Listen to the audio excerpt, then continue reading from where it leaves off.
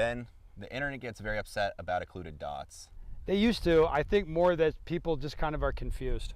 It's unsighted fire, it's point shooting. Yeah, it's cool. I mean, that'd be what JJ would say or whatever, but yeah, it's unsighted fire. That's what we like to do. Okay. All right, so Joel, what is occlusion? You have these handy dandy little covers. I do. So my friend Vince the Prince is nice enough to send them to me from Stonebridge Gunworks. So you cover your dot with this. How in the hell are you supposed to use it there, tough guy? Ben, explain the concept. Sure. We'll put you up first. Occlusion is a couple of things. So it's a training strategy in a sense, and it's also, you can have your sight set up occluded and use it that way a lot in certain conditions. So I'll explain both.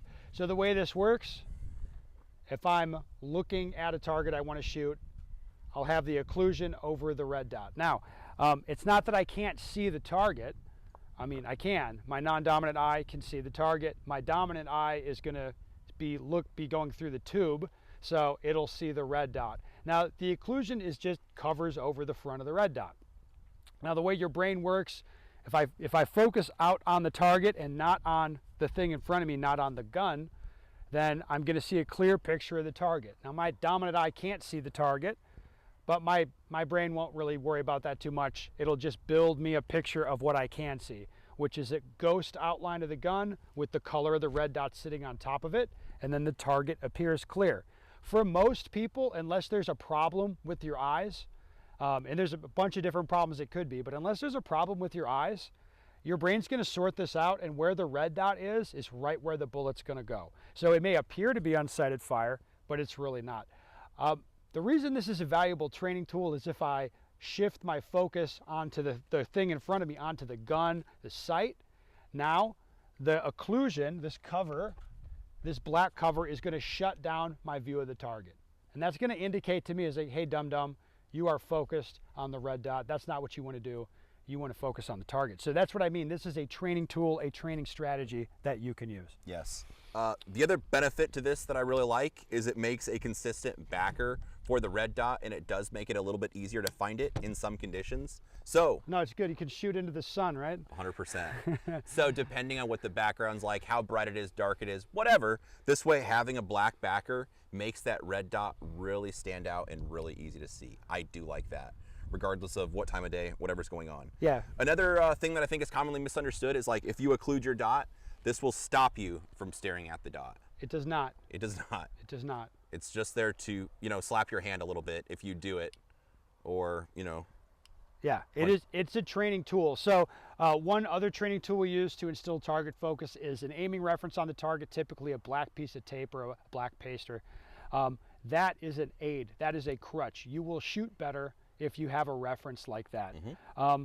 The occlusion is not really a crutch. It's just an indicator. It doesn't force you to do anything. And that's important for people to understand.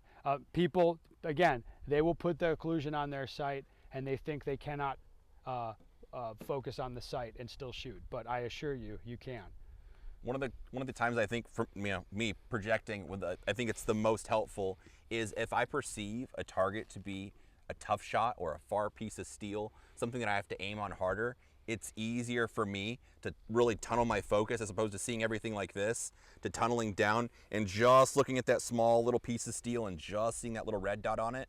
Then at that point, if unfortunately, I'm very sorry, my vision gets I attach to that dot, then I'm more likely to just follow that dot wherever it goes. So again, using this tool helps prevent that, because otherwise, like we said before, there's kind of two types of people: those people that accidentally stare at the sight and those people that are delusional. Yes. And just awareness of knowing what situation makes that tendency more likely for me. If it's close, fast, nasty shooting, it's not going to be an issue.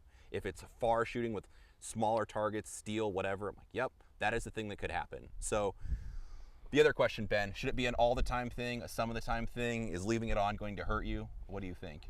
I think you do you, honey boo. At the end of the day, I have, as you can see here, some of my guns have occlusion, some of them don't. It's a training tool. To me, I like to have it on, have it off.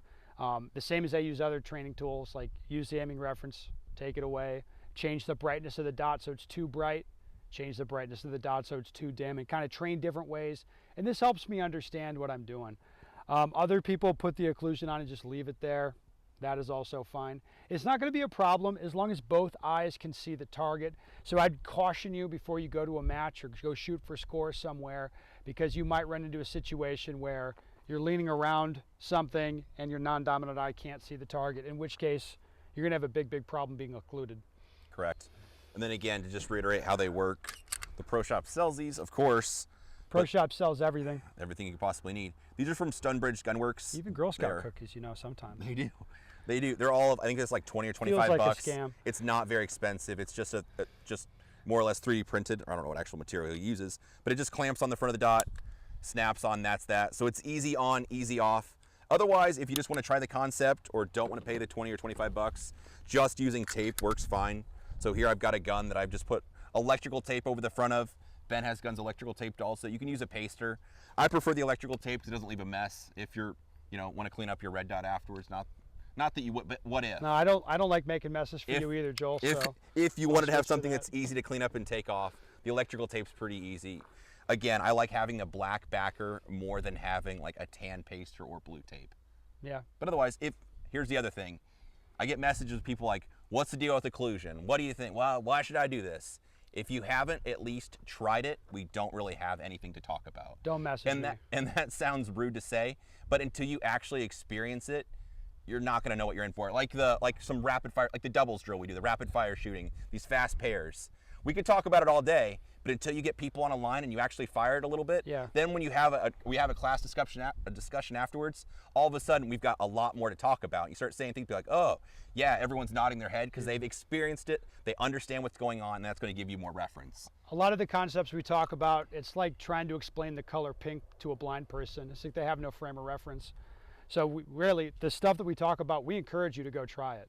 Like if you know, take 5 minutes and occlude your sight and play around with it a little bit, you know, it's pretty easy to understand. And then imagine with live ammunition, it's even easier to understand. Yeah, so just give it a try.